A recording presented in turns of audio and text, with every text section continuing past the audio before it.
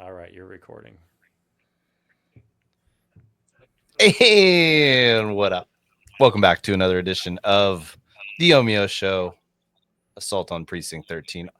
This is the nation's number one movie/Hoosier crossover podcast. Would that be safe to say? I think that's pretty true. Oh, somebody's yelling. Russ, Russ is cooking. That's the Browns. That was Kirk Herbstreit. Yeah. I was thinking before we got started though tonight about how we're always wearing our Hoosiers gear. We're always talking about an old movie that is old. There can't be much Venn diagram crossover out there of other competing film podcasts / shows, right? From Hoosier Nation? Probably not. Probably not. So we're probably the number one of that category. I'd wager Number one Indiana-based old movie review podcast. That's right. On YouTube. But yes, in all seriousness, very excited this week. Again, it's a movie show, but the number 5 Hoosiers playing Ohio State this weekend. I know we got into it a little bit early on, but I cannot express to you every day at work this week. I end every call, every meeting, guys, just a reminder, very important announcement. Hoosiers are number 5 in the world going up against Ohio State. And everybody's just like, enough. I said, good news is after this game, there's still another game for me to talk about all week. So anyway, Troy. Is Central Indiana caught the Hoosier fever? Oh, yes. Are there just people decked out in IU gear all the time there? I wouldn't say that, but the social media presence. So, when there's a successful sports program of any kind, whether it's professional or college, you start to see, I don't spend much time on Facebook, but like Twitter/X, I don't know if anyone's on Blue Sky, YouTube, the memes, the IU memes, the Kurt Signetti, Sig. There's been lots of smoking memes. Those towels I saw are going for primo bucks on eBay. You can see it. Wait, where is it? Right there. Got the Signetti towel right there.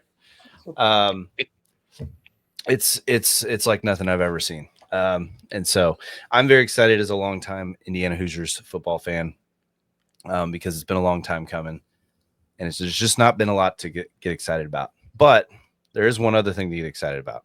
Do you know what it is? Pacers. Assault on Precinct 13. John Carpenter. There we go. Johnny Carpenter. Johnny Carpenter. Did you know? Quite a director. Because you've got the notes, but this was like 1975, 1976, right? Like this was pre-Halloween. Yeah, 1976. John Carpenter film, writer, director, and composer, I believe. Yes. Lesser. Yes, definitely. As he is on most of his movies. Yeah, and you hear composer and you think, wow, that's amazing. And then you hear like the score is like, like, wow, so iconic. Yes. I'm glad somebody did it. I think I texted you like right when I was watching the movie. I was like, I'm watching the credits and I already know this is like as an epic movie just from the credits, which is nothing but black with like white text for the credits and his score. And I love that score. I love that little lick. I always love to check the IMDb trivia, and it said on this movie that one of his influences for the score is Immigrant Song, which I can't quite hear it personally. But oh,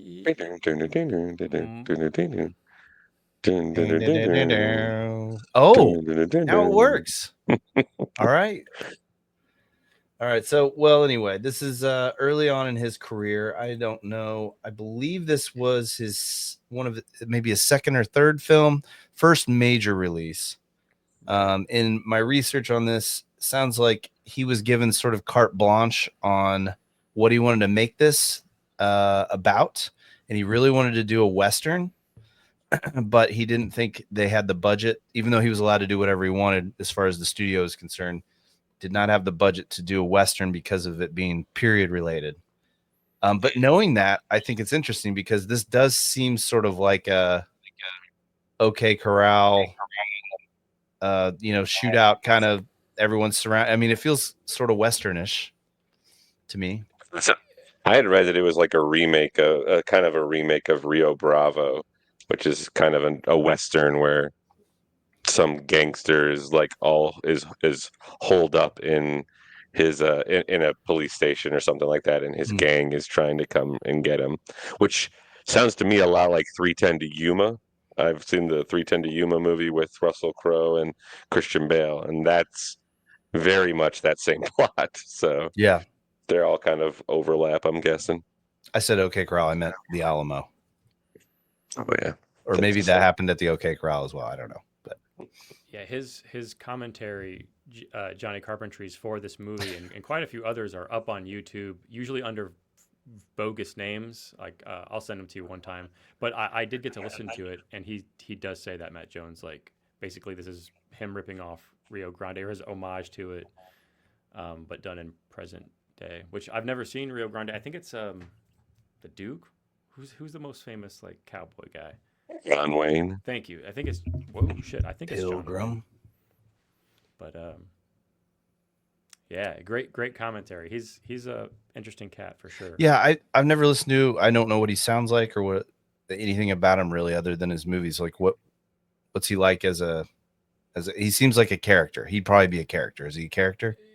Yeah, like I can't remember where he's from originally, but I think he went to school in Los Angeles, and it's like a SoCal kind of origin story for his movie making career. But he's also like pretty anti-establishment or major studios, I think, for the most part.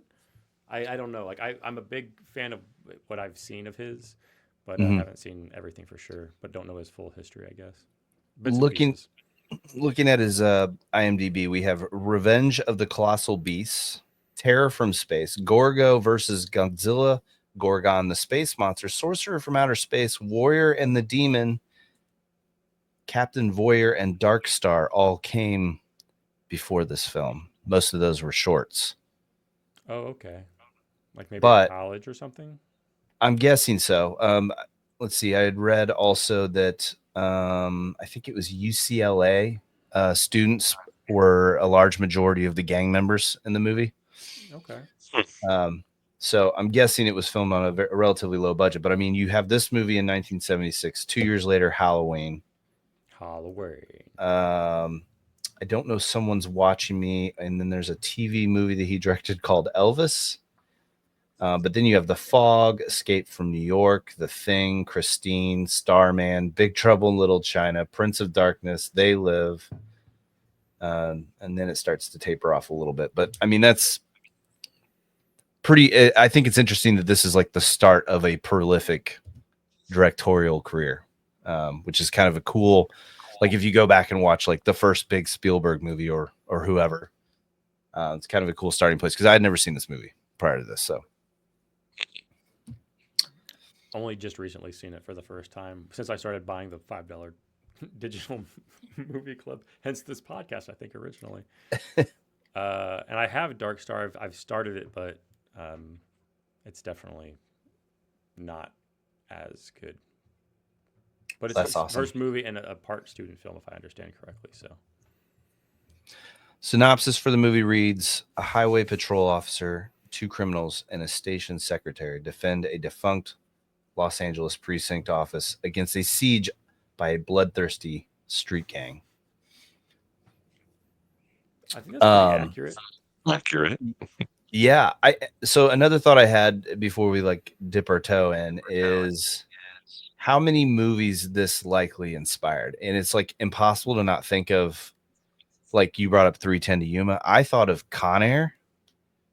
Like you could kind of make the argument that like, and then you start putting the little tendrils out there, and there's a lot of like, I mean, I don't know, maybe he didn't invent the whole like we're holed up in a building, as you mentioned, Rio Grande, but I don't know, just like the like kind of heavy violence and dark nature of it. I see it elsewhere. If I don't know, maybe I'm wrong. not knowing much about the movie, but I feel like this is likely a influential movie to. Feels very like a 90s movie before the 90s. I wish I knew more about this, to be honest. And I know they remade it, which blows my mind because it's such a simple movie. So I'm very curious now to know what the remake is all about because I know it's not 100% the same. I watched the trailer for it Okay. after this. Yeah. You have it's basically a similar. I mean, obviously a similar plot. They're holed up in a police station, but in this case, it's corrupt cops that are like trying to get a bad guy that's gonna like turn state's witness or something like that, and they're all corrupt cops that are attacking the precinct in the night. And it's got Ethan Hawke and Larry Fishburne and John Leguizamo and other people. John Anyway. Leguizamo. All right. Well, I might have to watch it sometime. It'll be eligible in 13 years for OMIO. That's saying, I don't know if that's true. That's a long time. Three episodes later, like, oh well, it's 2029, and we can watch it now. Watch this with the wife, Okay. All which right. was kind of funny, just because like neither of us knew anything about it, and this is probably not Stacy's jam on a normal evening. Yeah, I just initial thoughts. I liked it. I thought, man, this is a very dark movie. I don't know if I ever want to watch it again, but I don't know, maybe time will tell. But it's a very it kind of reminds me a little bit vibe wise if you've seen the first Mad Max movie, which I think is called Road Warrior. no, the first Mad Max movie is called Mad Max. Oh, is it? Second one is the Road Warrior. Yeah. Okay. But just like there's like that movie it's very different. Like once you get into Beyond the Thunderdome and Fury Road and all that stuff, it's like got ballooning budgets and great production values.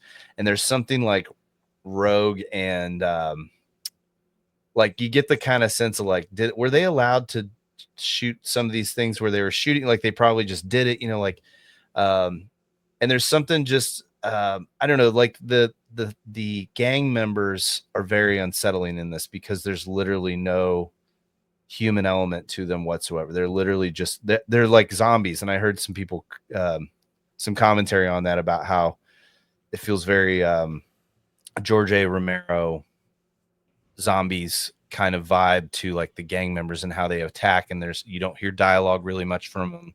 There's not really did they say anything? Now that you bring that up, I was like, of course they talk to each other, right? But I don't know if they did.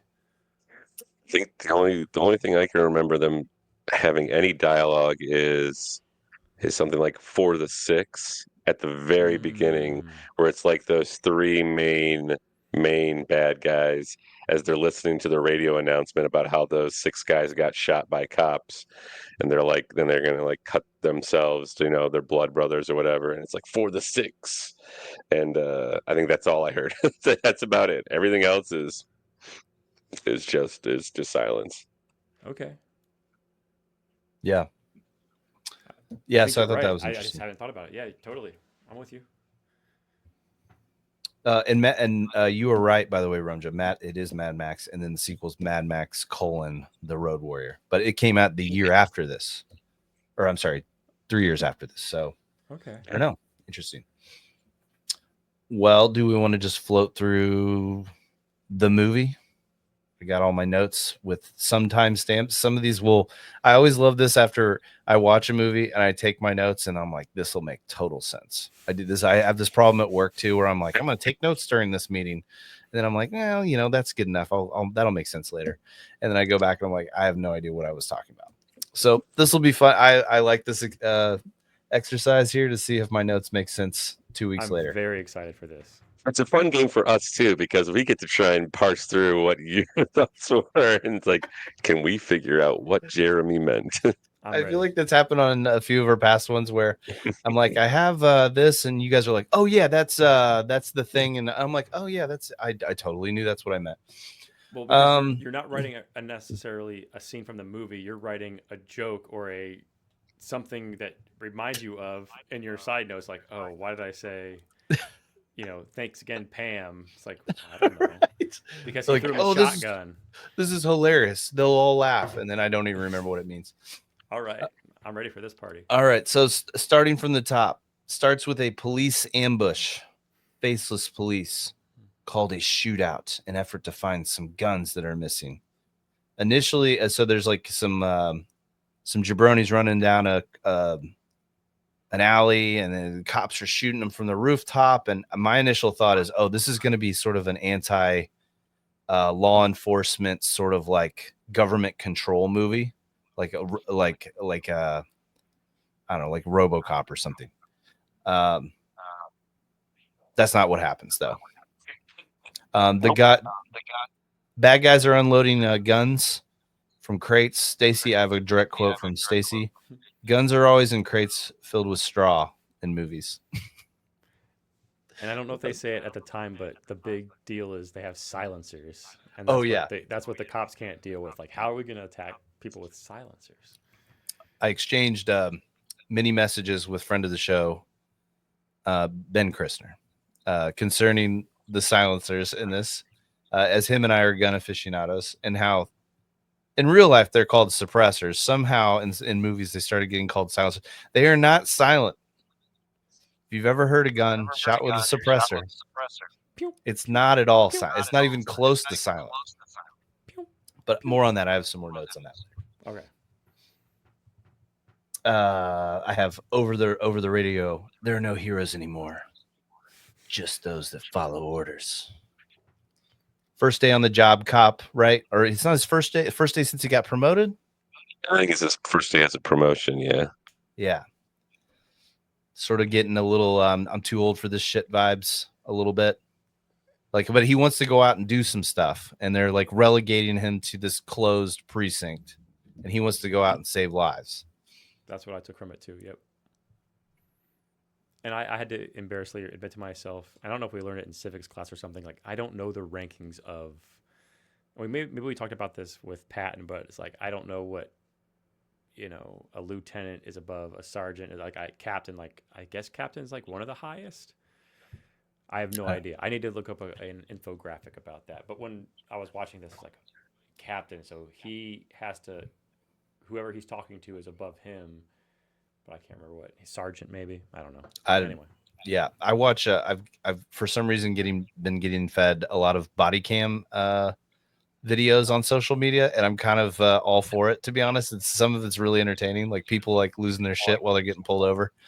And a lot of times, like a go-to is like, call for your lieutenant, and they're like, all right, fine, I'll call my lieutenant down here, and then they come down there, and the same outcome happens, of course. But so I know lieutenant is higher because of that. Which is what he is, right? I think so. Okay. I think so. And then, I know Commissioner Gordon from Batman. That's higher than. He's pretty high up. He's pretty high up. And then like lieutenant governor, they're like below the governor. So That's maybe right. lieutenant is below commissioner. I don't know. It's definitely below commissioner. But is captain above commissioner? No, So I don't think so. okay, so Commissioner Gordon has captains reporting to him, probably. That would be my understanding of the. Okay. I have no understanding of police hierarchy, so yeah, we should move on. I mean, the good news is there's no way to know. Makes you think, though, right? There's no way to know. There's I'm no way to afraid know. if I try to look at something else, even though I know this is a supercomputer, I'm afraid I'll break something.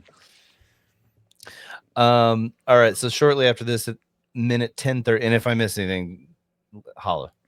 Napoleon Wilson. What a great bad guy. Or bad. Is he a bad guy? I don't know. We're going to find out, but he seems like a bad guy. Napoleon Wilson, zoom in on the face. He will be important. That's my takeaway. And he really wants a smoke.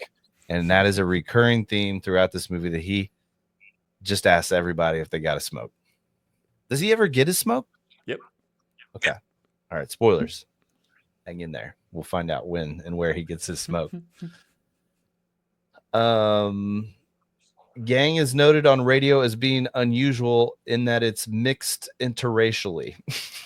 I wrote that down. It's a weird thing that was said. I don't know why that matters, but Johnny Carpentry's progressive, man. that's true.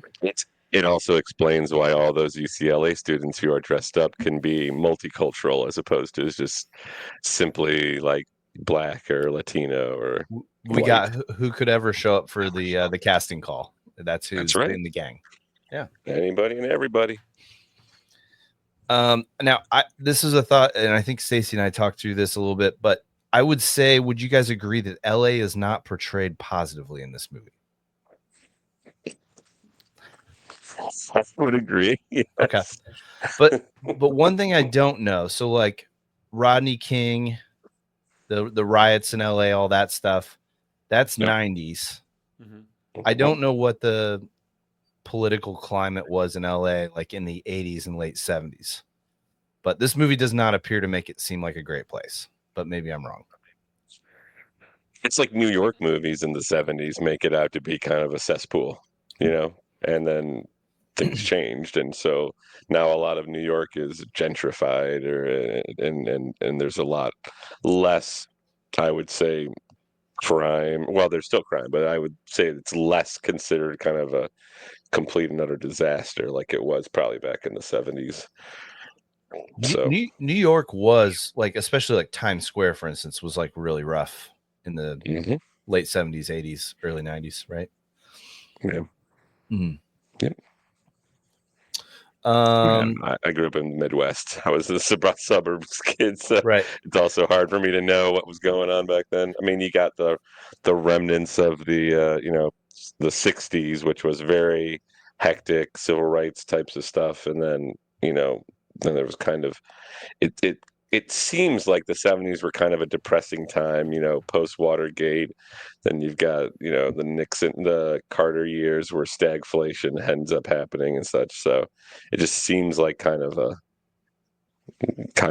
crummy time. And then you fast forward not a lot to of optimism. Late 80s, early 90s. Macaulay Culkin goes missing. Mm-hmm. There's that guy who says, "Hey kid, watch out." And the pigeon lady. That's what I know about New York of the era. No, oh man, I don't know why this came into my head this week, but I could not remember for the life of me. How does he get to New York in Home Alone 2, New York? He got on the wrong plane. He bumps into the ticket collector, because remember, this is pre smartphone. Sure. And she's like, "Oh," and all the tickets fly all over the floor, and they're like, "We gotta close the doors. We're boarding. Make sure he finds his family." "Okay, I will." And then the person walks him onto the plane, and he sees someone that he thinks is his dad from behind. And he's like, "There's my dad." And they're like, "All right, good deal." And then they just let him sit down, I guess, in an empty seat that he did not pay for. And then don't ask questions. That's Home Alone 2. Wow. Okay. I mean, I guess that's a way that he got there. It seems goofy now, of course, because I think I saw that maybe once or twice. I never really. I watched Home Alone 1 like a bunch on video the first season it came out, and I love that movie. But I have not seen Home Alone 2 maybe more than once or twice. What? I need to watch it now. I want to watch it. You don't. No. Home Alone 2 is awesome. I've seen it 50 plus times. Is it on your movie theater? Okay. Oh yeah. I just want to see that preposterous setup for the plot. Like, yeah, I can't imagine. I don't remember how he got lost in the airport. Like, and the best supporting actor of the whole movie is the talk boy. The talk boy thing. That's not. This is Peter McAllister, the father, and he convinces Tim Curry to let him have a hotel room at the was the Plaza, and Donald Trump makes an appearance. Mm-hmm. Yeah, it's an amazing movie. I will say that, we could save this for another time, but all the tomfoolery that happens in airports and ridiculous things that never could happen in a million years nowadays. It's really funny to go see old movies where they're just I'm gonna go meet her at the gate and give her, no, don't go. And then she's about to get on the plane. No, you're not going to make it like within a quarter mile of that nowadays. Even if you have TSC pre-check and all that stuff, like it's so locked down now that all the like movie magic of years past is not possible at the airport. Die Hard 2, which I rewatched recently for some reason. He's carrying a gun openly on an airplane, and a woman has a taser on the airplane. Yeah, And they're all smoking, of course, which is that's fine. hilarious. Smoking It's on fine. an airplane. 1980, like whatever that was, 6, 7. Yeah, Okay, the good old sorry. days. I took us way off track. But thank you for the Die Hard 2 was not 86. Die Hard 2, was it? No, it was like 91 or something. Die Because Hard Die 2? Hard was 1988. Yeah, Oh, wow. So you could Yeah. still smoke in airports in 1991? I guess you could. I mean, the sad part is you get on airplanes now, and a lot of them still have the ashtray because the planes are so goddamn old. Yeah, that It's is like, true. well, maybe no one will notice that we haven't allowed smoking on this plane for 30 years, and they won't put it together. That's how old the plane is. Maybe they'll bring it back. Maybe they're Yeah. always just hoping like, oh, people would fly so much more if they could just puff away. I would probably. I mean, I know it's just horrible for everything. I wouldn't probably smoke a cigarette right now anyway, but that'd be fun. It's like a bowling alley. You kind of need to be smoking a cigarette Yeah. in a bowling alley. Yeah. Stacey and I were talking about that tonight, actually, about how bowling alleys all have a smell. Like they all smell like a bowling alley. But how did it get that smell? And so it's got to be a combination of like the wood in the alleys, Disinfectant. the Oh yeah, shoes, the oil for the wood too. You're good call. that oil from your hands touching the bowling balls is probably the smell of smoke, even though it's not been in there for decades, probably impacts I don't know. It's interesting. Well, so we anyway, went from planes from New York to crime in New York to LA is not portrayed positively. It was my note. Fun fact: did anyone catch the Precinct is not Precinct 13 in the movie? It's like District 13. It's Precinct like 8 or something. I believe it's Precinct 14, and there is a unverifiable. As I love the IMDb unverifiable fun facts, I will read this. And again, as always, there's no citation, so I just trust and not verify. Hold on, I'm on the Mad Max page still. There was a debate over the title of the movie, and they wanted to call it something different. And I'm stalling as I pull this up. Assault takes place on Precinct 9 in District 13. Many have noted the title misnomer since there is no Precinct 13 in the film. At first, John Carpenter wanted to call the film The Anderson Alamo, the original title of the screenplay. At one point, he changed the working title to The Siege, but no major studio wanted to distribute it. Irwin Yablans of Turtle Releasing Organization, that sounds like something made up, a small distributor, saw the movie, loved it, and promised to get it to the big screen, but rejected Carpenter's titles and came up with the name Assault on Precinct 13, which it felt was more ominous sounding. Here's my ignorance, because I had no frame of reference to when this movie was made until we chose this movie for this show. I thought that this was copying Friday the 13th. This was like 4 years before Friday the 13th. So, Yeah. Johnny Carpentry, man. Johnny Carpentry. He's when you said earlier, Jeremy, I was like, well, I can't really think right now off the top of my head like influence, but there's a big one, I would think. Yeah, you're probably right. Like 13's on. I'm actually curious why 13 is an unlucky number. Well, I mean, like we'll get into it, but like I think there's a good debate of like, is this movie a horror movie? Like it kind of is. It's more of an action thriller, I would say, but like, and I wouldn't say it's scary, but it's adjacent. All right, moving on. 21 minutes sent in with the note. I don't know. I have no idea what that means. Sent in with the note. I said, really? Alfred Hitchcock. I have no idea what that means. No. Ooh. Okay. Send in the note. Sent in with the note. Does somebody sent in with a note? Did he go in the precinct with a note or something? That sounds familiar. Yeah. Also, or is that talking? No. You already introduced the main bad guy. So it wouldn't have been that scene. Boy, that's I don't know. Did he go? Yeah, I don't know. Again, we could rename this. What are Jeremy's notes? What do they mean?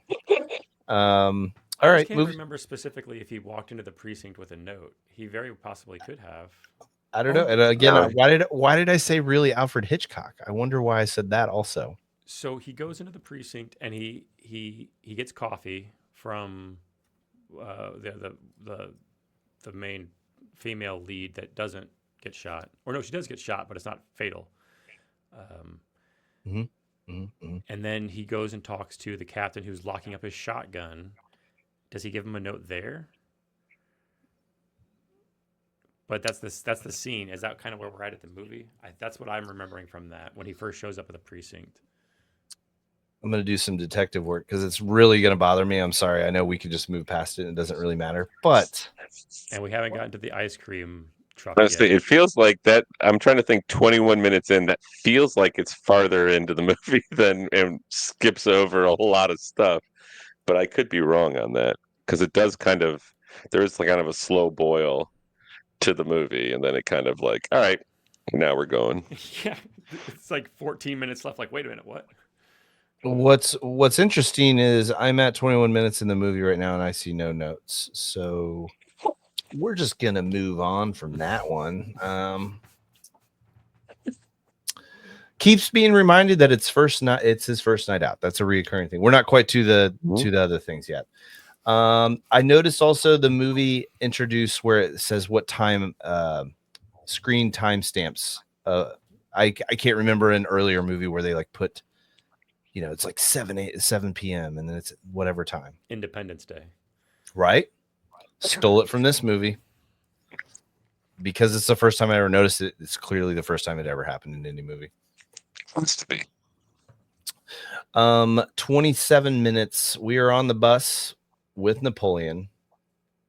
Coughing, bro. The guy's coughing. He's very sick. I said, is this about to be The Fugitive? Or Con Air, right? Doesn't that happen? Or Con Air. Yeah. And then nothing really came of that coughing guy. I was like, so that's going to be like they're going to do something sneaky with the coughing guy. Nope. He's just, he really was got sick. a cough. He was just sick. All right. And then we get to the ice cream situation. I skipped some of the thing. There's the dad. The kid wants to go get ice cream. It's clearly some shady people rolling around. The kid goes up. The ice cream guy, and then they shot the ice cream guy, and then my notes say they did the kid, Timothy Oliphant. Yeah. How could you? Because I thought he looked like Timothy Oliphant. I can see it. Yeah. With a like a World War II like Ruger, with an extended barrel and a suppressor. Which is just a hilarious gun. I mean, it looks like Han Solo's gun. Like that's basically what Han Solo's gun was based off of. I didn't even think about that. You're totally and then I wrote, "This is an unpleasant movie."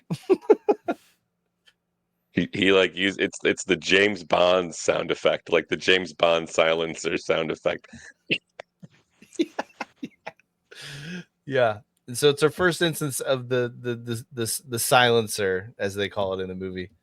And there's just hilarious silencer sounds for the next hour at least of the movie. Any other comments on ice cream truck scene or the kid getting done? They don't do the kid very often in movies, and so I was very taken aback by that. I was not expecting it. Yeah, I agree.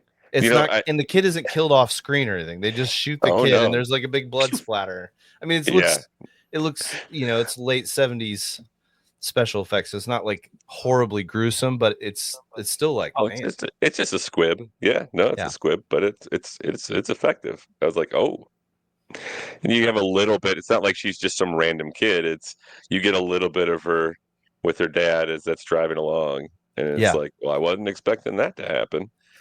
I think it's funny that you mentioned, as I think through it, like what was like the only time that the silencer comes into effect is when they shoot like the cop and he's lying on the ground in the very beginning, like when the first like as he goes out, he's like something's going on out there, and then they shoot him, and it's like, oh, they don't know what's going on. But after that, like people report the fact that the people from the inside don't have silencers and they're shooting. So it's like, were the silencers really that important throughout this entire movie? Like, you're out in the middle of theoretically kind of nowhere in this precinct. Like, I don't think the silencers were the deciding factor on why nobody was like, why none of the cops were coming around. But I could be wrong. I don't know. Maybe you can prove me wrong on that. It's for the first 10 minutes, yes, that's their story anyway. Why isn't anyone coming to help us? It's the silencers. They haven't heard, they don't know it. And then they're taking the bodies away and they move the cars back. So they kind of explain that away.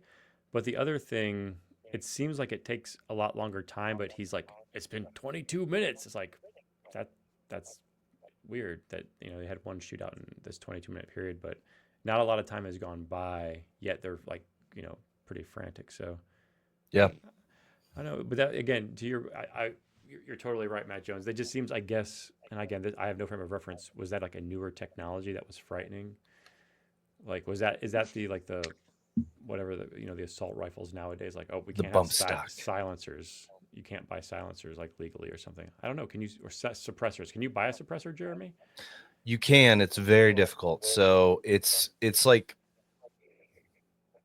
you could legally buy like a bazooka if you go through enough permits. Like you have to like do there's a whole bunch of shit to do it.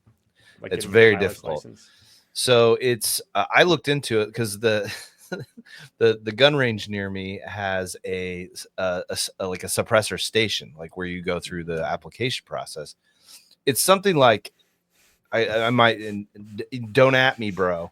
All listeners in Texas, don't chill. But it's something like $300 or $400 just to file the application for it, and then it requires a lot of FB. It's not like I can just go to the gun store and buy one after I get my background check like a normal gun. Like you have to apply. It's an expensive fee. Then once you get it to buy the actual suppressor, they're like $500. So you're like, when you see like James Bond with his little gun and his suppressor on it, just know that suppressor is probably double the price of the actual gun, which is hilarious to think about. And the majority of people that use them just so they don't have to wear as extensive ear protection. Like if you have a suppressor on, like, say, a 22, like a little pistol or a 22 rifle, like it'd be fantastic. You could shoot it outside and it wouldn't hurt your ears. It still makes a loud ass noise though. It's not like no one's gonna go, wait, where did that? But I didn't. Like, oh, it's just a silent bullet that came by. It's not at all like that. So, Well, I'm glad you answered my question because I was kind of just half giggling when you were talking about this. I said to myself, like, well, that makes sense because I can't think of anything off the top of my head that isn't nefarious about having a silencer, a suppressor on your pistol, like home protection. Like, all right, well, you kind of want it to be loud and noisy to scare people off, right? sure. So, I mean, the I fact that, suppose like, it's people at the range that just want to shoot their guns but want it to be softer, like, oh, okay. I mean, I suppose if you're an That kinda makes assassin sense. and you're busting in someone's house and you're taking out the high value target or whatever, and you shoot somebody with a suppressor, like maybe the apartment next door wouldn't be able to hear or Sure. something like that. Like that's possible. But like, there's a famous scene in John Wick. I can't remember which John Wick it is because I love the John Wick movies. All of them. They're I still fantastic. need to see one. I'm not opposed to them. I just haven't had an opportunity. But there's a scene and like John Wick gets gun handling and gun stuff like really well. Like it's lauded in the gun community as like getting it right. Okay. With the exception of this one scene. And there's a scene there in an airport and there's like an elevated walkway, and Common, if you guys know who Common is, the actor and rapper, he's up at an elevated position. John Wick is down at a lower position and they're shooting at each other like this. John Wick is like pew pew pew pew, and then he's up there pew pew pew, and there's people everywhere. No one is reacting to anything because it's just making pew pew pew sound. Like everyone would hear that. Like everyone there would have heard it. It wouldn't be like as alarming as a normal gunshot, but everyone would have heard it. There's not And a that's party like going that's on or the something. and like I don't care. It's John Wick. It doesn't matter. But like That's one of the funniest suppressor scenes of all film, in my opinion. Suppressor films, new podcast. Funnier than the little girl getting shot with the suppressor gun. I mean, the gun itself is hilarious. All right, well, back on the agenda. Let's see here. So they did the kid. Inmates arrive due to the sick bro. He's like, yo, we're shutting it down. This isn't legit. He's like, well, I'd have to go. I think he says I'd have to go 8 more blocks. And I'm just like, do you understand 8 blocks is what, like a mile and a half, maybe at most? But whatever. It's fine. We all know why we're here. There's a convergence because we're here to see an assault on Precinct 13.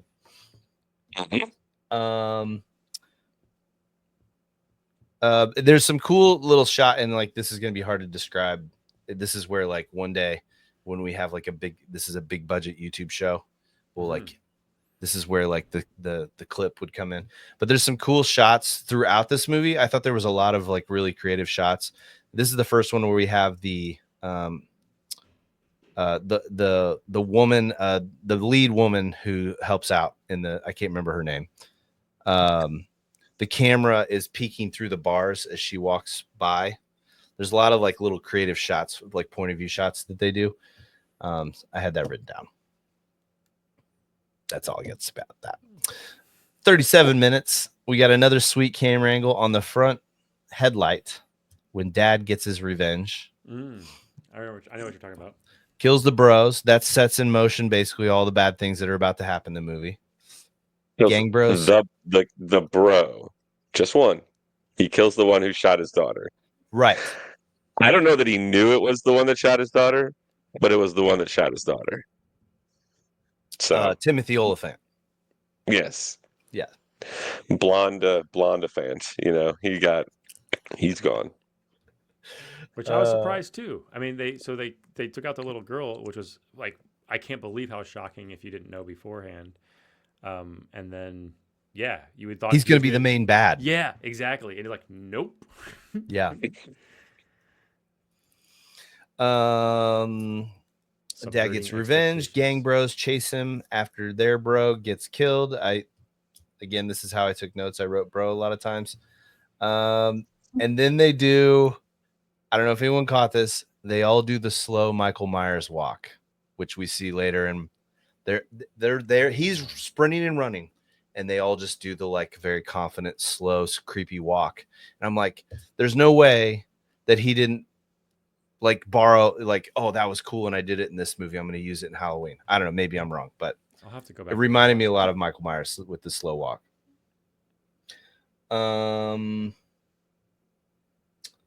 Okay, and then this is where my notes are going to be getting significantly more dicey. So this will be a fun. We can make this into a game. What did Jeremy mean? I'm very curious. As long as you have timestamps, you can scrub through and see.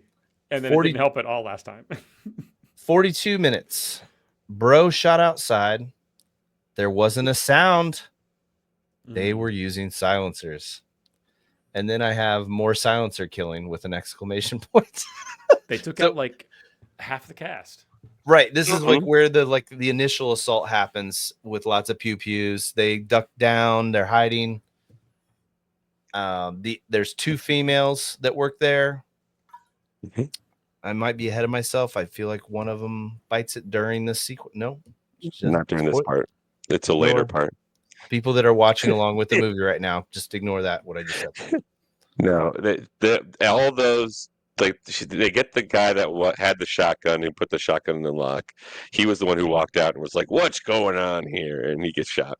And then they shoot up like all of the officers and all like 1 or 2 of the inmates, other than Napoleon Wilson, the sick guy. That's right, sick guy, and then the handler.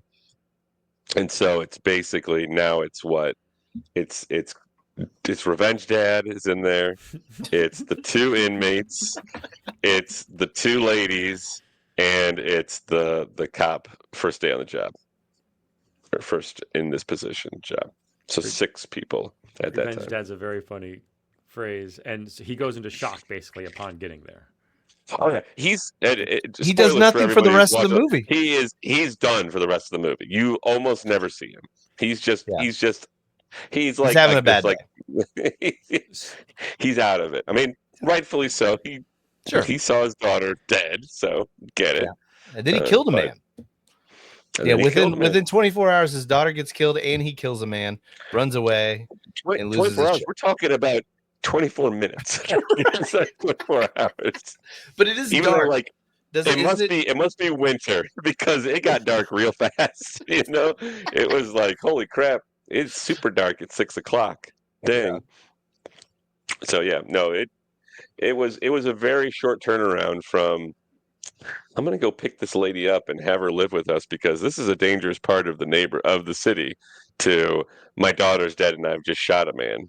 Yeah. So I also, do you remember? Sorry, this is from back when they were driving around, and he's trying to figure out where they're going. mhm. And I have this thought often of how in the hell did anyone figure out where they were going? Like, even like 20 years ago. I mean, I'm talking about pre-map quests where you printed out your directions. Like, people just, they're like, I think I missed my turn. Like, how in the hell do you know you missed your turn? You have no idea where you Landmark. are. How did people Landmark. understand? I don't. It's Street unbelievable. intersections and exits.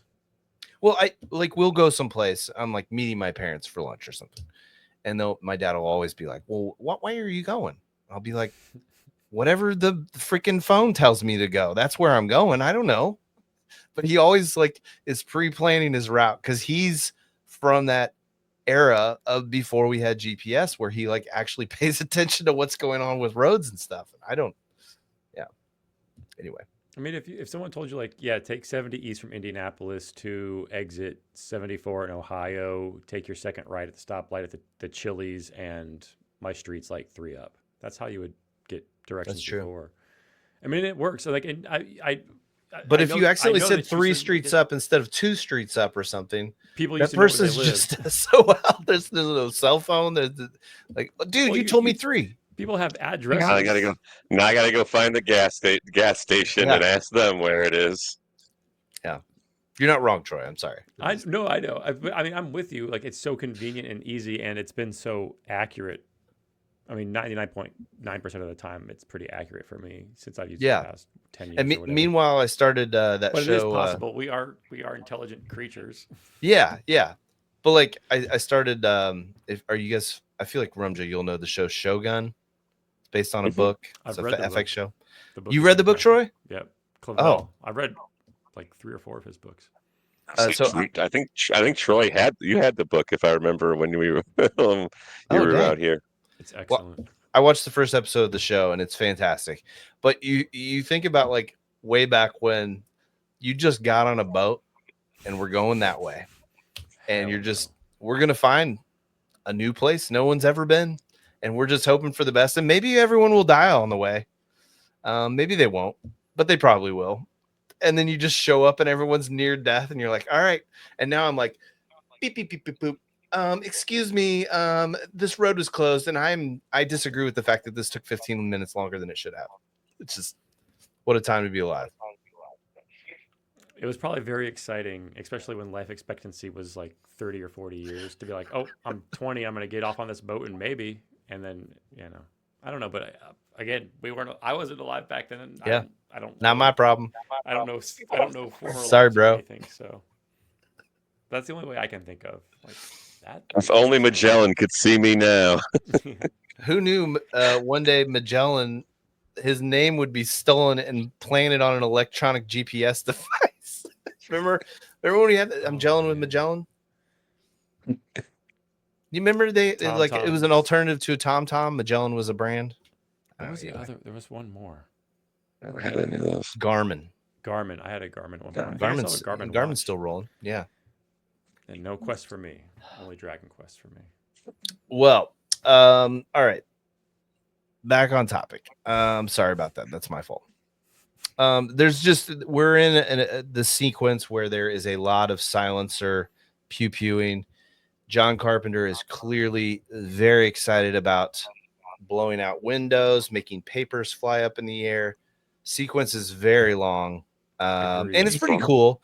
But one thing I noticed about this movie and a few of the movies we've talked about on OMIO is, man, the sound on old movies is so bad. And I don't mean like sound effects. I mean, there is literally no low end. It's all mids and high. There's just, it's all like ear piercy. I don't know if this is resonating, but I just noticed a lot of these older movies, and I'm guessing obviously microphone technology and things like that obviously have improved, but there's a lot of high end like pew pew sounds, and it doesn't age as well in that regard. But anyway, the whole shootout sequences, I wrote that it's supposed to be very tense, but some of the pew pew sounds are hard to take seriously. I'd agree in 2024. I don't know what it was like in 1976 or 1975, whenever they filmed it, but again, and I guess suppressors were just very scary thing. So maybe it was like a very intimidating. I don't know. Like I said, that was just what 7 or 8 years before I was born. So hard to think. I'm trying to think of an equivalent of like in the 90s when we grew up, right? It was 1 year before Star Wars, which had great sound. So that's a good point. It's just a different budget. This was made for like $100,000. So yeah, good call. That's fair. And he did say on his commentary that like he and 2 other people were the ones that did it. And thinking back to then, like I don't know how you added sound to film because it was real. I mean, now today it's like you get visual programs like, oh, yep, it's the green bar that has, you can see the sound waves, but yeah, so pretty impressive. We watched Harper and I watched Spaceballs last night. Okay. She'd never seen it, and I've seen Space. She liked it. She didn't give me any stars, but I've seen Spaceballs like way more times than Star Wars. Like combine all the Star Wars movies together, I've still seen Spaceballs more times. Wow. It like I saw it before I ever saw Star Wars or any of that kind of stuff. But there was a sequence where she goes, "That's clearly CG," and I'm like, Harper, there was no CG yet. And she's like, "What do you mean?" And I'm like, "How did they do it?" And I'm like, "That's what's effing cool about it." I didn't say effing cool, but you know what I mean? Like the fact that a kid can't figure out how they did it because they didn't do it with computers. That is cool, I think. Like you just said with the sound effects. I don't know how they did it. Sure. Yeah. Now you just like drag and drop it on the little line thing, and it's a Foley artist. They were Foley artists. Right. Oh, totally. They were watching the movie and then making the noises into a microphone, and it's just another track on your right. But like with like the flying Winnebago, like there's a sequence at the end where he comes back, and spoilers for those that haven't seen Spaceballs, comes back, he finds out he's a prince, and the Winnebago flies around the castle to go interrupt the wedding at the very end. And the Winnebago, like I recommend you look up this clip. It looks really good. Like I can't believe how good it looks. And it wasn't done with CG, so I don't know how they did it. They like probably miniatures, like stop motion or something like that. It's like Star Wars. They have miniatures, and you can remove stuff around it, even without it being CG. There was you could edit the film itself to make it so that it looks right. I'm not looking for an explanation. Magic. It's Jeremy. magic. The answer is magic. It's magic. It's unexplainable. It's unobtainium. Let me tell you something. There was a movie called Jason and the Argonauts, and I shit you not, skeletons come back to life, man, and they attack somebody. And they're not real. This is 1967. Those aren't real. I don't know how they did it. How did what kind of magic are they playing here? They're raising the dead. But that kind of special effects, I think, is cooler and more impressive than just making it on a computer now. I think the thing that is always cooler about practical effects, especially ones like even miniatures, or I like stop motion too. I love stop motion. I bring that up because I love stop motion, is that it is made of something that is real. And even when you don't like anything that's CG, you can cover it up a lot, but when you know something is CG, it creates that uncanny valley where that those skeletons aren't real, but because they're made of like a tactile thing, there is something still real about them. right? Yeah. It's like a puppet moving. Like, you know, that puppet's not real. You know, it's being controlled by somebody, but there's still something real about it because it is an actual thing that exists. It's physical. You could theoretically touch it.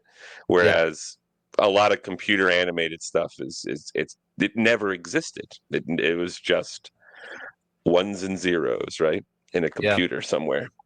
So Yeah, good call. I love I mean, that's why I practical love effects. like Beetlejuice is one of my all-time favorites, and like I think the practical effects in that are Chef Bearchimp. Like they're yeah, I just and there's still some in there where like of course I like somebody made something and they did something and they like superimpose or I don't know whatever. But like you know it's all real in some way, shape, or form, like to your point. So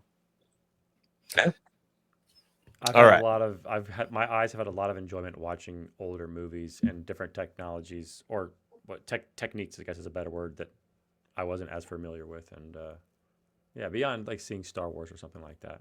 Yeah. I think people are going to eventually one day like appreciate, and I think we're starting to see it now, but people will start to appreciate practical effects. Like, I don't know, there's that new movie, Red One. I think it's called Red One. Rumja, you know what I'm talking about. The Dwayne Johnson And Christmas. Sevens and It JK. looks so bad. I mean, it looks like the worst movie ever made. It's an action movie where like there's I don't know, Santa and like there's a whole bunch of mythical people and they got like a protection society to protect all the mythical like creatures like the polar bear guys and the snowmans and all this stuff. It looks so bad and it looks so fake and there's no like I don't know. I like anyway, we'll move on. I'll go on the diatribe here. I'm already on one. Doesn't sound good to me. Pew pew sounds hard to take seriously. That's where we left off. I have 46 minutes. Pew pew papers popping up. This is a great topic. We can spend time on this or not. Front door does not appear to have any latch or lock and has the full house swinging kitchen doors. Did anyone notice that? Mm-mm. It just kind of it's a flappy door Oh, and it's like in Full House. You think they're moving? Why do you think they're moving? Yeah. It's like no police station would ever have that, but moving on. I said all the gang members are scurrying. I said very like the purge, like zombies. We kind of already smart zombies though. Yeah. The fact that they and I thought this was a very creepy moment because this is around the time where I can't remember if this is where they go and they pick up all the bodies. I feel like that's a little bit later. Is that it? No, it's about I think it's once they stop all the shooting, right? And then they start to try to invade and then they get shot and then there's like a quiet point and then they've taken all the bodies away. Lead lady, the one that lives, can't remember anyone's name. Lee. Her name is Lee. She gets shot in the arm. She multiple times in the movie talks about how she has one non-functioning arm. But I thought it was funny because the shot it just like goes pew like right here, and she's like, hit my arm. It doesn't even work anymore. Thought that was funny. That's a cool. She like we'll get into this later when we do a wrap up. But like she's like trying to unlock Napoleon Wilson and get him out so that he can help, and she gets shot, and she's like holds so that the guy doesn't know if she's like really got hurt or not, and then she does eventually unlock the thing, and then Napoleon Wilson, that's his name, right? Napoleon Wilson. That's the guy's name. She's helped by Napoleon. I had that right after that. Yeah, and then he helps out. So shotgun it's not given. that she just like ow, but I know it's like not like a I don't know. She didn't seem very incapacitated to me, but shotgun is given to Napoleon and he lights everyone up. And then at the 1 hour mark, we have what I wrote down as super shooty gun montage. I believe there was just lots of gun shooty stuff for a while. This is the horde mode, right? Oh no, we gotta protect all the. Here we go. Just I got this window. You get that window. And everybody's just going at it. It's very Call of Duty Zombies, like that. I guess, particular yeah. mode. Yeah. I have not played that mode, but I can imagine. Yeah. And then my next note immediately after this is Julie. No, and that's the other woman, right? Not Lee, but That's the Julie. other, yeah. Super Yep. dead. Super Doesn't dead. make it. Hour gone. one. What's that? She gone. She gone. Super dead. But we didn't like her anyway. She was trying to sell Yeah. the revenge dad out. Oh, let's give him to him, and Yeah. It's not that we don't like her. It's She she's got what having a she human deserved. moment. No, She deserved to die. I'm she, just kidding. I'm just kidding. she had a human moment. Like, they just want him. And it's like, nope. Yeah. Hour 104. All signs of attack have been cleaned up. okay. And that's probably A little like, bit later. I know we talked about it, probably one of the cooler parts of the movie. Thought that was very creepy. Very creepy. My notes start to dwindle at this point. I think I was kind of getting hooked into the end of the movie and forgot to take notes. So I'll cover what I have here. 6 minutes later, hour 110, looking through binoculars means the audience needs to know. So we need the round shapes on the camera. And that's like in lots of movies, but I think Stacy caught that as the one who said that. But I thought that was really funny. Like, we're looking through binoculars, and then we just have to have the Very effective. I Yeah. knew what was going. I felt like I was there, man. It's like I'm looking through the binoculars, Yep. not the character. Nope.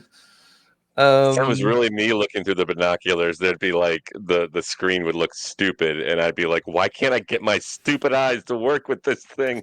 And it's like, oh, finally. Oh, I can see the person down there in level 100 of Lucas Oil Stadium or whatever. Hour 115. And I want to call out, this movie is an hour and a half long, which love it.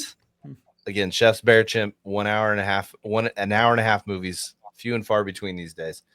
The pacing of this movie, like once you get past sort of the 45-minute mark, it's just like almost relentless for the rest. It's very fast. Hour 1 hour 15, Escape by Manhole. That is an Escape by Boat reference. Just wanted to put that out there. Escape by Manhole. Minor key. They know he didn't make it because of the music stopping.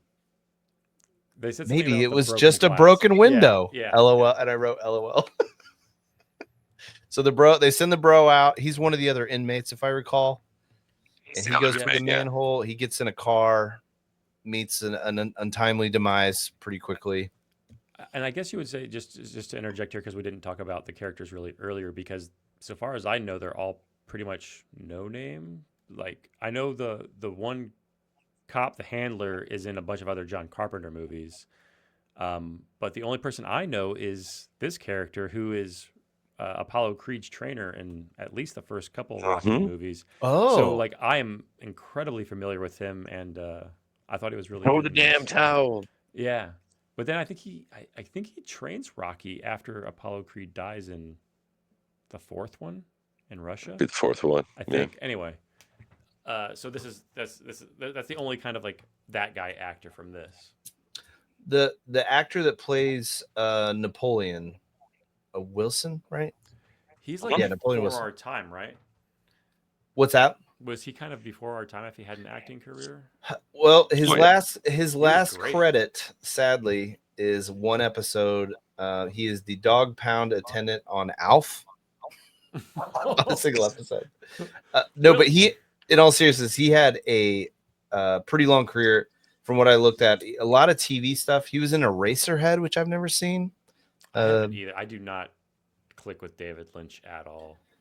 Yeah, I'd like to, but I say he has a prolific career. I'm now looking at how many episodes of all these shows he was on, and it's all one episode. Like Airwolf. Do you guys remember Airwolf? Mm-hmm. I thought that was a movie.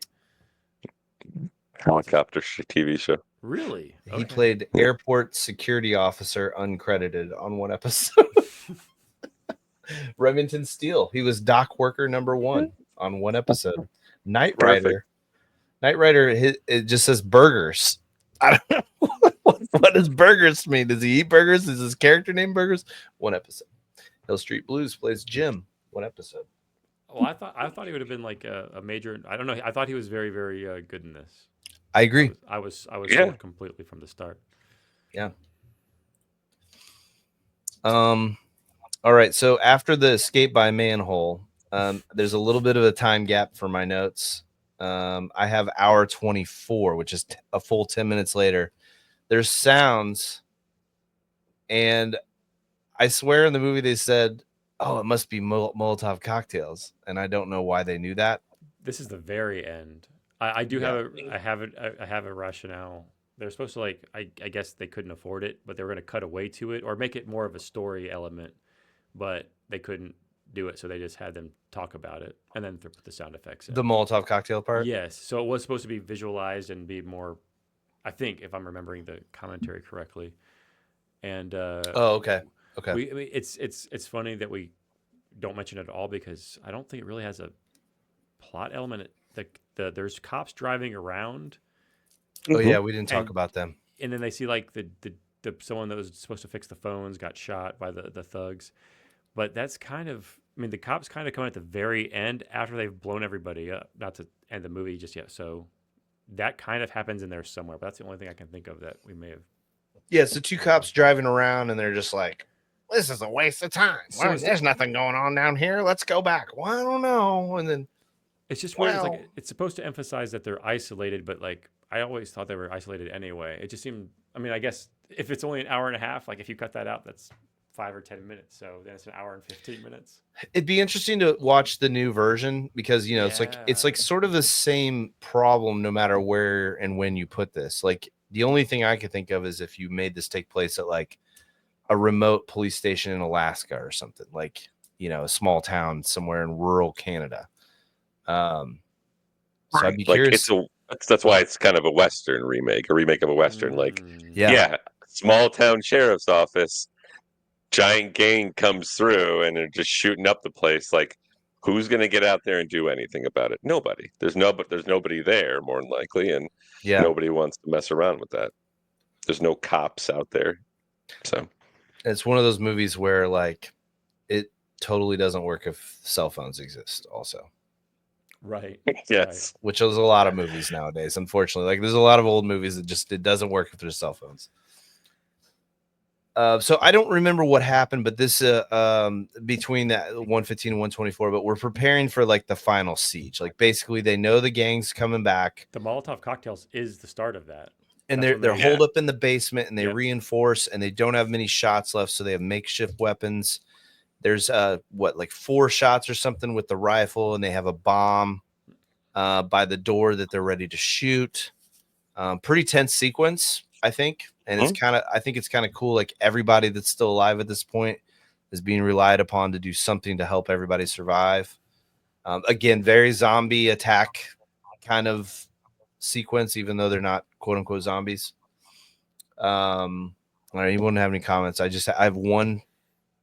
I have 2 final notes, and then it's funny. It says Jeremy Mitchell at the bottom. I don't know why that is. Maybe it's an email signature. I had to email this to That's myself. Super funny.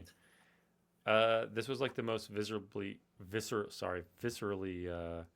effective to me because they were smacking their hands with like woods with nails on it and stuff. And you can see like blood streaks, like all the squibs and shots, like whatever. A lot of it's off screen, but that was just like, ooh, I don't like this at all. So it worked to make a scene about, I guess what you said, college students just running against a street sign, getting hit with rubber hammers. It's not real, of course. Mhm. So, yeah, and to your point earlier, Jeremy, like it just happens, like because their master plan is I'm going to shoot a flare next to a tank of some chemical that's going to blow up. Like, okay, that's it. That's the whole plan.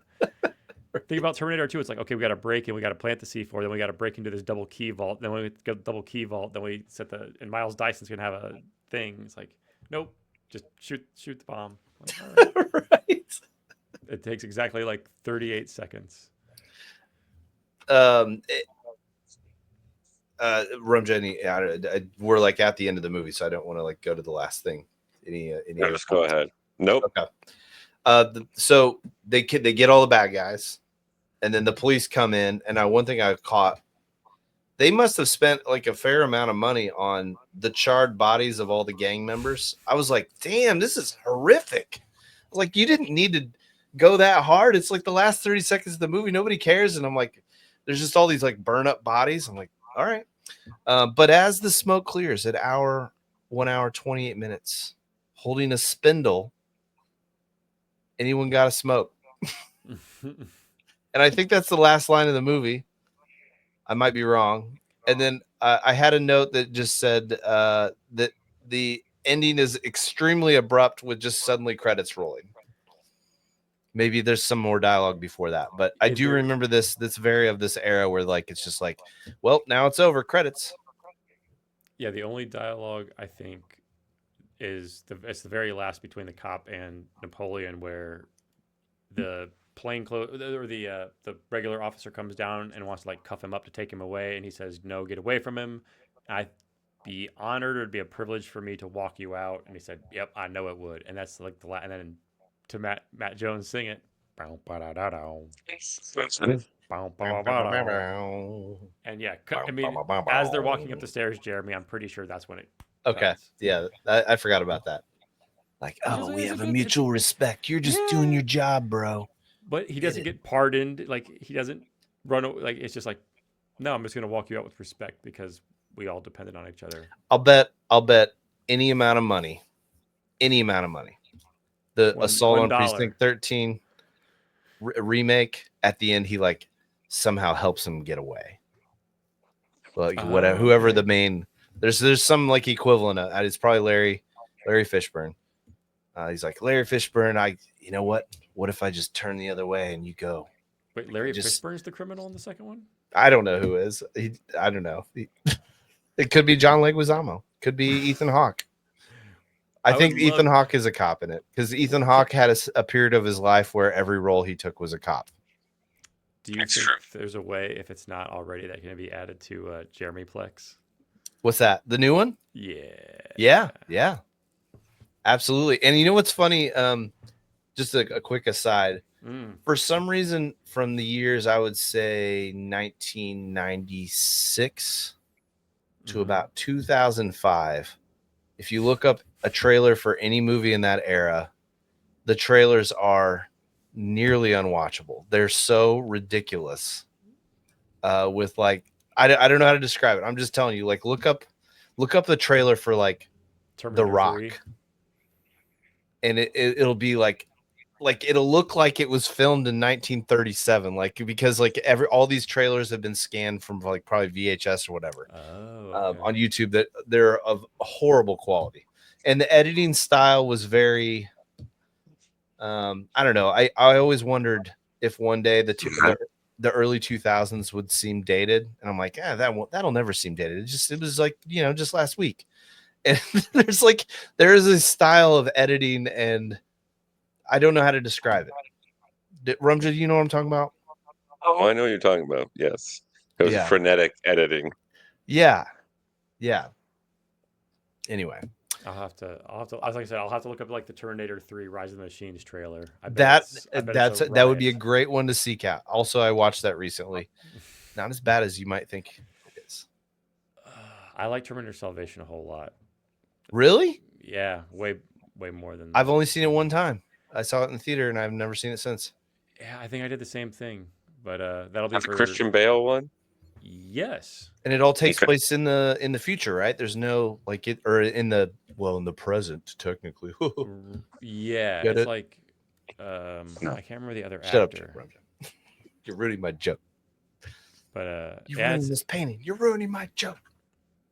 I don't know. I don't know why I disliked it so much when it came out. Just because I think I just wanted Terminator 2 again, but it's never going to be Terminator 2. So how recently have you seen Salvation? In the past, since Plex came out, because I watched it on BP's Plex, and then I think he said the video store ran out of shelf space and he deleted it. Which I think he's bullshitting. I don't think he's really running out of hard drive space. I just think he thinks it's funny to delete stuff. But I could be wrong. Be wrong. I'll have to rewatch it. I don't really remember it at all.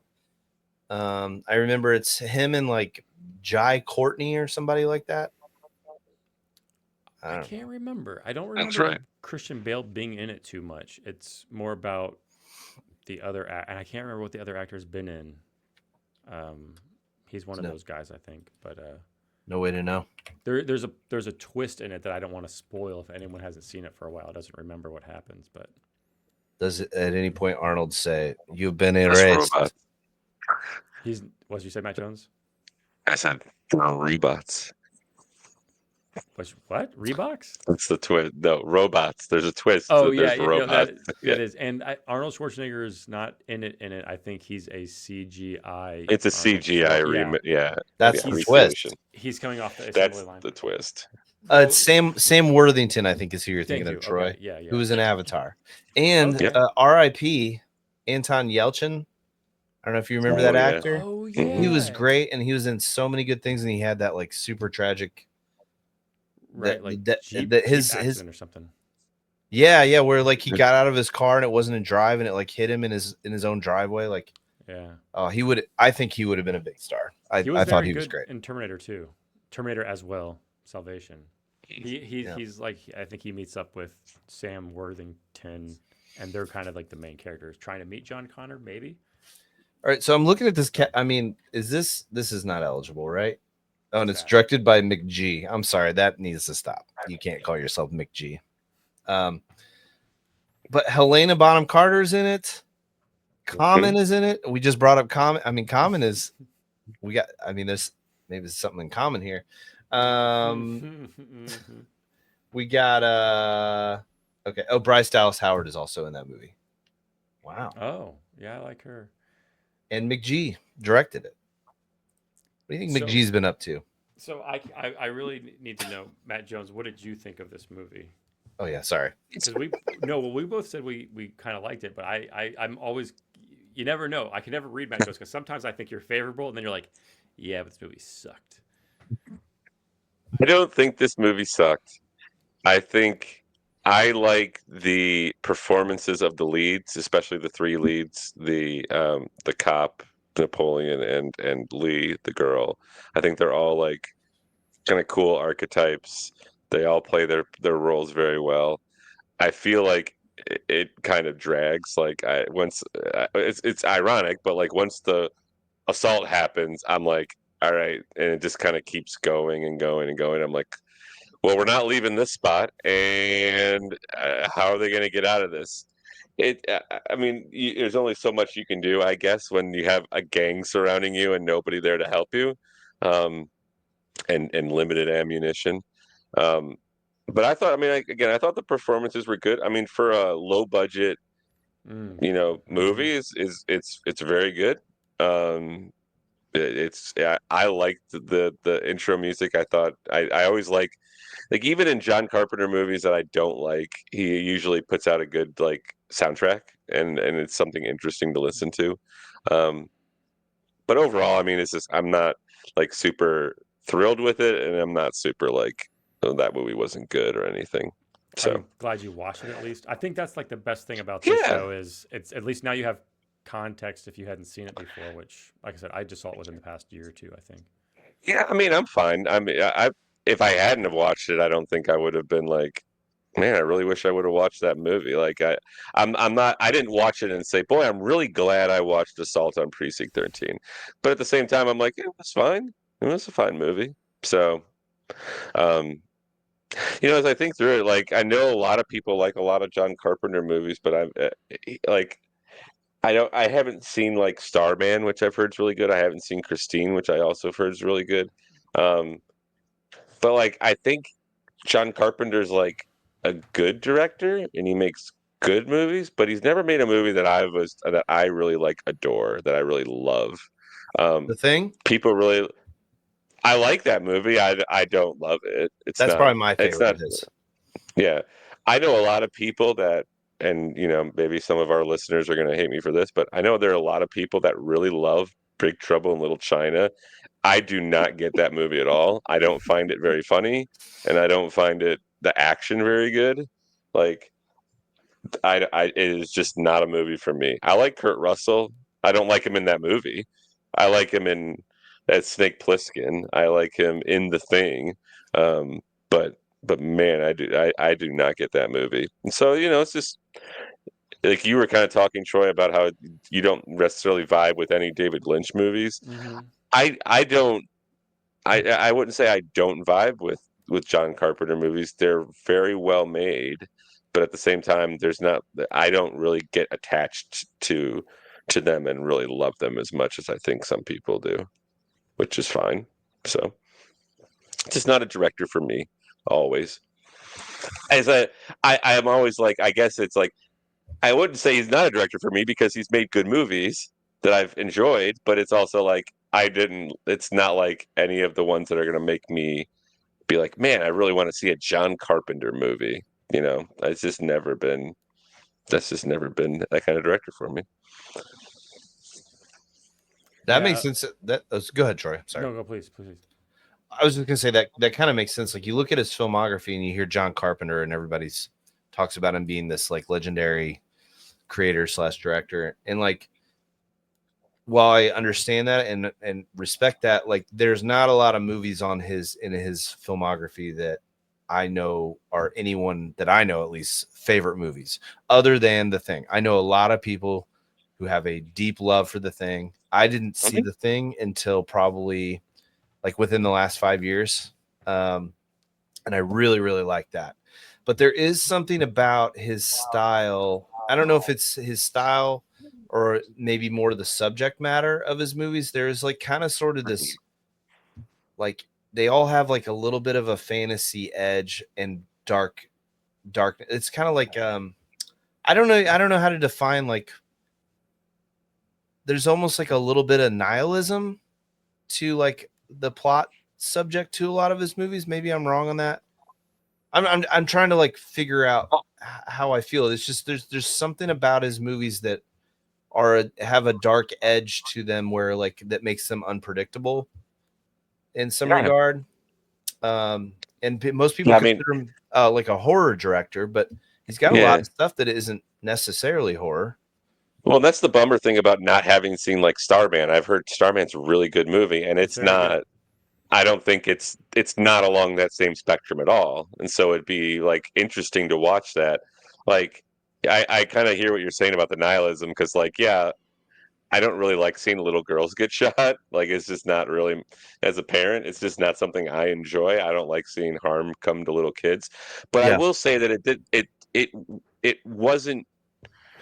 Like, I've watched a lot of old Siskel and Ebert things, and it's like, they're not using that. I don't think they used this in really like a super exploitative way. Like it's kind of maybe a shocking moment, but it's not like there was, torturing of kids or like for long periods of time. It was like an instant thing, and it makes you go, oh, like it just takes you back.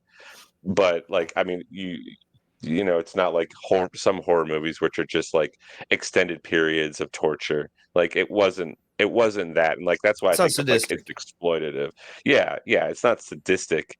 It is exploitative, and it's gonna make you get a reaction.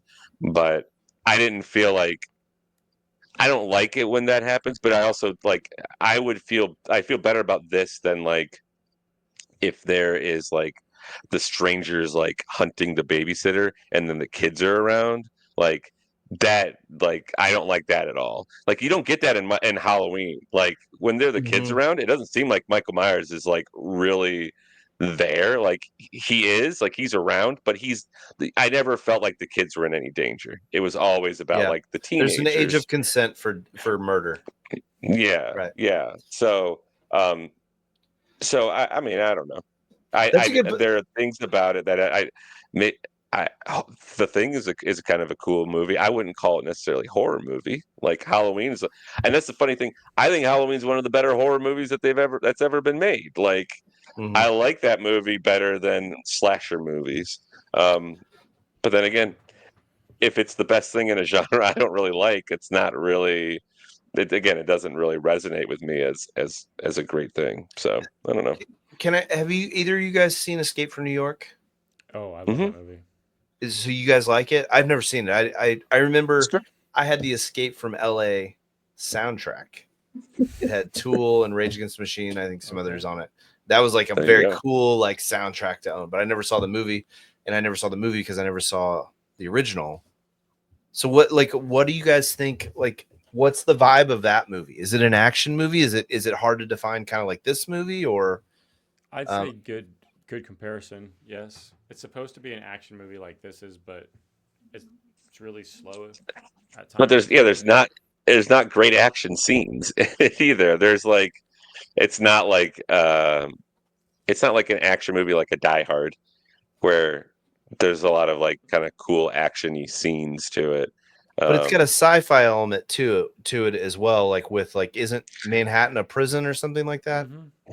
it's where they send all the criminals I don't know if basically. you They call that sci-fi, make but Manhattan. there is like a horror / sci-fi element to a lot of John He's got Carpenter some stuff. dystopian, yeah. Like Yeah. They Live is very anti-capitalist and that type of thing. Yeah. Um, I started there's that and I yeah, kind of couldn't. I don't know the day of the. I don't know what was going on, but I was like, I can't with this right now. I started and I was like, this is extremely 80s. Like if You there was you it a is. litmus test of how 80s is a movie, that was on the 9.7 on the It Richter is. scale of 80s. Yes. it takes a minute to get used to Hot Rod, but once you buy in and just kind of go with that world, Uh-huh. and I can't remember his buddy's name in that, the actor's name. Keith David. Hey, Yeah, bud. thank you. Like they have good chemistry, and Oh, that's Keith David's in it. he's a really good actor. But Mm-hmm. yeah, I mean, when you first see Hot, like He and Roddy Piper have like a 5 minute like fist fight because he wants Keith David to wear the glasses that'll show the alien dudes, and he's like, I don't want to wear those glasses. They just get into a fight, and it just keeps going and going. It's like, just put on the damn glasses. No, just beating each other up. I I feel like like that movie I feel like too. I need to watch that movie. Like that's a must watch. I mean, But I don't know. I mean, you guys are talking about it's an unexplainable thing, Jeremy. Just to cut it, it's like where it's because I never saw his movies growing up. This was all in the past 5 or 10 years when Friends or other shows would be mentioning stuff like, oh yeah, I guess I had seen Halloween and maybe one other thing. Howling. But it's like if you had a 15-year-old now that discovered Quentin Tarantino, who has 10 movies out from 2 decades that have an underlying theme but can vary. Like there's a Western, right? Mhm. Django, and then there's like World War II, and there's Jackie Brown. Yeah. Yeah. So it's like, yeah, there's for John Carpenter, it's like I don't know what it is about his style because like that's you can't really say. Like I know he Yeah. shoots on a certain kind of film, I guess, or a certain aspect ratio, which is kind of above my pay grade. Um, but I dig just kind of like hanging out and whatever he's doing, like In the Mouth of He's a Madness is vibe. really good. Yeah. He's kind of a vibey type of Yeah, director. thank you, It's thank you. not, But I how do you don't. explain that? You can't just say I the was word. going to ask you guys It's about a In the Mouth of Madness. style. It's a very stylish. I haven't seen it. I haven't seen that movie, so Great, I can't say. I've heard it's fantastic. But awesome. Sam Neill, yeah. Chef's Bear Chimp. Sorry, Yeah. Muffins. I saw a tweet this week. It was a picture of Sam Neill. It was like, name another movie this person has ever been in. And I was immediately like, oh, In the Mouth of Madness, but I've never seen it. Really, really good. Yeah, I saw other John Carpenter. I saw, and it's kind of weird, like, because I didn't see all these earlier movies, but I saw Vampires in the theater, I've never seen that one. 1998. Very, it's a very, James it's an, Woods. yes, it's an action vampire movie with James Wood, and James Woods is James Woods is obviously no longer. He's been exiled from Hollywood, but he's a total badass, and he's James Woods playing James Woods as usual. Great movie. It's just a vampire movie. It's cool, and it's got Daniel Baldwin in it. And you guys probably didn't know that person existed. And then right after that, he directed Ghosts of Mars, which is a total bananas movie. I saw that in the theater also. I know there was a spell where me and the Ice Jag would go see like weirdo movies like this. Apparently, well, I'm kind of impressed. Like, Ghosts of Mars. I've never seen those movies even on DVD or something, but you saw them in the theater. Like, I mean, Ghosts of Mars. This cast: Natasha Henstridge, Ice Cube, Pam Grier, and Jason Statham in a movie where they're on Mars, and there's like it's like basically the plot of Doom. where the gates of hell have opened on Mars and they're all like battle.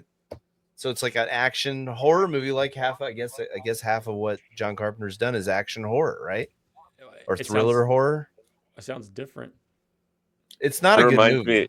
me. You're Oh. bringing up Doom. The thing that reminds me of is now apparently John Carpenter, when he would just randomly tweet about video games he's playing, and he's like in his 80s, and he's like, "Yeah, this is a good game," and I forget like any of the ones that he's brought up, but like apparently he likes video games and he's really good at them, so he That's enjoys awesome. playing them and talking about them. I'd I was watch like, his stream. "That's awesome." Yeah, yeah. So I don't know. Village of the Damned, another one. I haven't seen that. remember Didn't see wanting to that see one. that, but it was rated R and I was not allowed. That's a remake as well, right? Or that Yep. is a remake. I just remember as a kid being like, how did they get away with putting a cuss word in the title of a movie? Like, Oh, that must mean that movie is nuts. damn. It's true. Can't argue with that. All right, Troy, you usually take us out with some final thoughts. Or what we've been rambling about John Carpenter again, largely driven by me. So No, I think it's I'm stoked that you guys both liked it because I saw this, I rewatched it for this, and I didn't know what I thought the first time. And I think I said this in the text, like, oh, the second time I like it a little bit more, like it's starting to click more. So yeah, I don't know if I'll watch it again either, for a lot of the reasons Matt Jones says. Like in 1976, it was probably a great romp in the theater, like, oh, gunshots all the time. But in 2024, it's like, it's kind of dragging a little bit. Like, I get what they're trying to say, right? But yeah, I'm kind of excited that you guys weren't just like, this movie sucks and it's just an old, because I would have thought it would have probably been in the 80s, except for some of the fashion, just based on like the synthesizers and stuff like that too. So kind of cool when you can have like, not timeless art, but like when you hear a record, like, oh, this could have been released in 2024, but it's like it came out in whatever year, or vice versa. So yeah, I'm liking John Carpenter more. I see him, or the more movies of his I see or rewatch, and digging the vibe. I'm definitely on board now with her being a vibe, because again, in Mouth of Madness and Starman in particular are way different. what was Troy? Just a reminder, what was the movie you asked me to grab? Oh, the remake of Oh, this? the remake of Okay. Assault on Precinct 13. So I'm going to do that, but I'm going to grab a number of John Carpenter movies I haven't seen as well. Cool. So, I mean, I can get Ghosts of Mars, but I really want to see Escape from New York, Village of the Damned, In the Mouth of Madness. Those are all made. So wow, In the Mouth of Madness, Village of the Damned, and Escape from LA are 94, 95, 96, which is kind of cool. Wow. So and then I got to watch They Live now as well, based on what you said. But I do want to revisit at some point Big Trouble in Little China. Rumja, you said that movie did not do it for you. No, I don't like it, and I've seen it a couple of times now. But would another time help? Probably. No. I think that movie I was looking at the list and I was like, "Oh, Christine's on there. I want to see Christine because I've heard that's really good." I haven't seen that. Too. Oh, and Troy, I'll grab Starman and Christine as well, because I've never seen. I do own both of those, but yeah, you should get them and watch them. Yeah, I've not seen Starman, but I like Big Trouble in Little China for how goofy and ridiculous it is. Like, in the movie, like, clearly knows that it's goofy and ridiculous, right? Oh, you hate Rumja hates Kurt Russell. That's what this is all about. You can't handle his riz. Wait a second. I liked Kurt Russell when he was. Did you hate Captain Ron as well? Don't think I've ever seen Captain Ron. That'll be eligible in the year 2029. The Captain Ron is probably like 1991. It's probably fine. It probably is. But Troy, the new episode 17 is now. It'll be eligible in obscure future year. I'm just gonna do that every time now. 2037. Yeah. Well, I guess that's a good. So I don't have anything else to say about this, except for I was kind of surprised, but also stoked that you guys dug it enough to at least talk about it as long as we have. We talked about it longer than the movie is. What is this about to Yeah. say? Yeah. We're at a hour couple tangents 134, so we're close, I think, or right We around also the talked runtime. 20 minutes about other movies, I think, at one point in time. Wow, That was fair. mostly me, but yes. Word. All Home right, well, Alone 2. I'll bet if we called yeah. John Carpenter and said, John Carpenter, what movies do you think came up during the discussion of your famously and celebrated film Assault on Precinct 13? He would not guess Home Alone 2 came up. Lost in New York. Lost in New York, indeed. All right, any final thoughts before I end the recording, and then we can just kind of... We need to, don't we usually pick what's next? Sure. Ideas, go. Do you want a Johnny Carpentry back to back? Do you want to go somewhere else completely? We've done a lot of horror lately. That's right. But horror in this genre, I think, has been kind of fun to talk about. I'm worried about going back to something super serious and it being like a librarian's conference or something. Mm-hmm. Rumja, did you have anything on the list that you were stoked for? I mean, we can stick into like grimy 70s stuff and go The Warriors, which is okay, similar vibe. I'm just looking through the list. I've never seen I'm looking at the bottom now. I've never seen What's Eating Gilbert Grape. So we can get some Johnny Depp stuff going. Movie, though. That's heavy. Not heavy, but it's a drama for sure. If we want to do like we can do comedy stuff. Go Slapshot because I've never seen Slapshot. I've never seen Slapshot either. That's Paul Newman, right? Oh yeah, Paulie. Love that movie. On that very short list of like if you were to make a hockey movie, you're probably automatically in the top 20 hockey movies of all time because there's like 7 of them. Yeah. And there's 3 of them are Mighty Ducks movies. Right.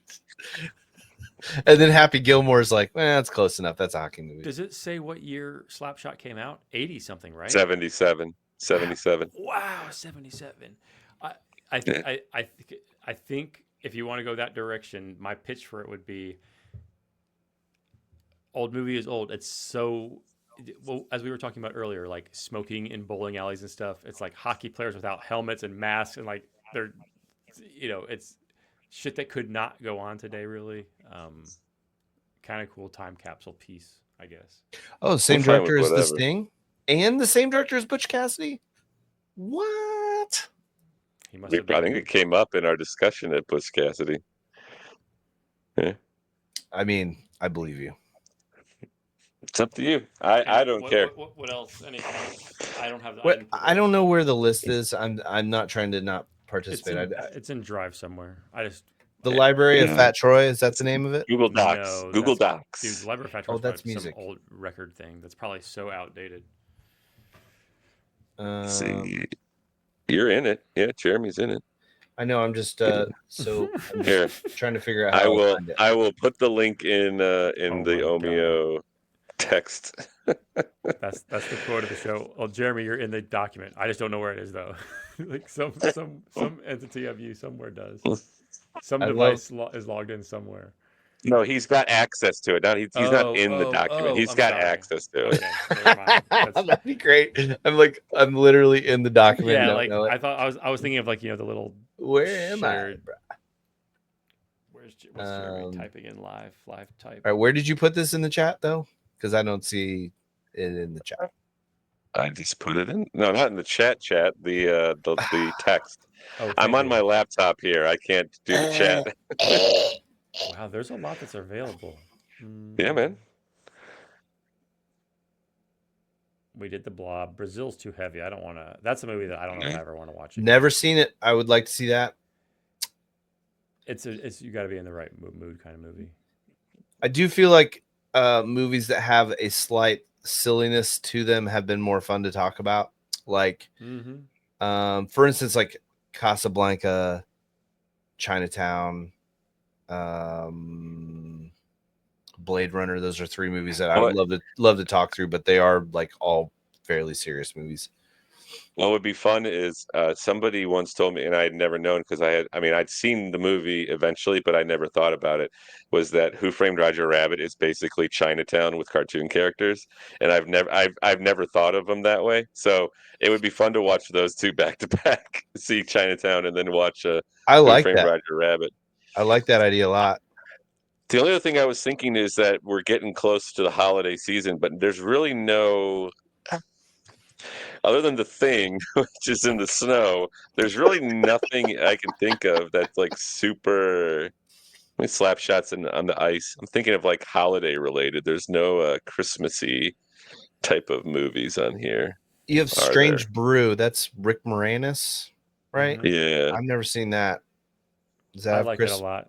Does that have Christmas stuff in it? No, no, it's Y'all no. got any They get a Christmas? job at a brewery, and Okay. They make a strange brew, probably. no, Oh, they don't. Plot nope. twist.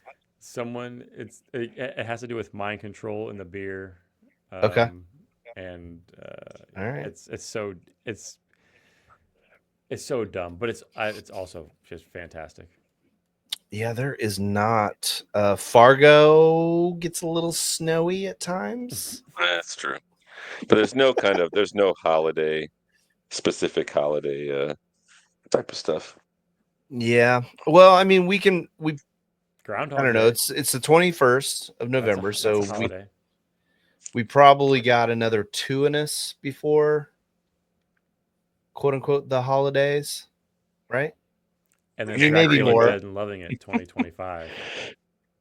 What did you say, Ramja? I said that's getting two of them. That's getting greedy. Well, I'm trying to be realistic. Like, okay, so that's what we got, about 5 weeks till Xmas Day, Tuesday. I mean, I haven't seen Roger Rabbit since a kid. I haven't seen Chinatown for probably since I worked in a video store. Oh, So what was I it? don't want to do that 2004? next. I don't want to do that next. Oh, I was oh, just oh, thinking, oh. like in the future, that would be something fun to do Oh, when we I have mean, a longer break. okay. So my votes are either Slapshot or the Warriors. We can stick to kind of because both of the I don't know. I mean, Slapshot is straight up comedy, and the Warriors. It is kind of a grimy movie, but it also is like you look back on it, it's got goofiness to it. I kind of feel like I feel like the Warriors not is super. has John. It's like John Carpenter vibes, but he didn't have anything to do with it. I don't. I mean, I've seen it, and I think I've played the video game back on like PlayStation 2, but I would definitely Fun watch it game. again because I don't really remember what happens. I think let's do that one. there's Let's do that one. I gangs. think that one would be fun. Okay. All right. And then, sorry, Romjo, what was the other one you suggested? Slapshot. Yeah, I would like to. I mean, I'd like to see that. I've seen Warriors, but it's been a long time. I've never seen Slapshot. So, All right, also those just can be our just next two for. Go ahead. a future maybe. I don't see it on your list. Do you have Airplane? I do not. Because I feel like I see Dracula Dead and Loving It, and I just kind of feel like, can we do that before Airplane? I have the unpopular opinion of like I saw Airplane and did not click with it at all. Like to the degree of like, and I've had people say this like Caddyshack. Like I think it's one of the funniest movies ever. But if it doesn't get you or you don't get it, like I can see Caddyshack being an obnoxious as hell movie for other people. And like, I've only seen Airplane once. Okay, and most of it is like, like I see clips of it or references to it, and I'm like, oh, I remember that part. But I feel like that'd be a good one to revisit. But like starting at like the ground zero of Leslie Nielsen in terms of that style of comedy, I think would be fun. I want to see Forbidden Planet, which is on my watch list, but it hasn't gone to $5, which I think is him in like a science fiction movie. But I agree with you, Jeremy. I didn't know where you were going with that. Where I would not mind watching it now after like 20 years of like, was I in a bad mood? Was it? Or is it just not that funny? Same thing with Blazing Saddles. I didn't get it. I've never even seen that, and I didn't really get it the second time either. So, but people swear that movie is like one of the funniest movies, and it never clicked with me. You know, it's a great movie. Spaceballs. Yeah, agreed. All right. On that note, I will click off the end recording. If anyone has anything else, and then we can. Nope. Oh, where is the duck? Blue duck. I'm in the corner, aren't I? Wait, you are in the corner. The duck's not there. The duck's not there. It has been recording. So do you think we like got upgraded to like premium status because like our prestige Texas listeners and Chinese listeners are flooding in? Not, because I don't think I have a payment system on here, but I hope they're not like charging my credit card or something. All right, well, thank you for hosting. They're just like, we dig this show.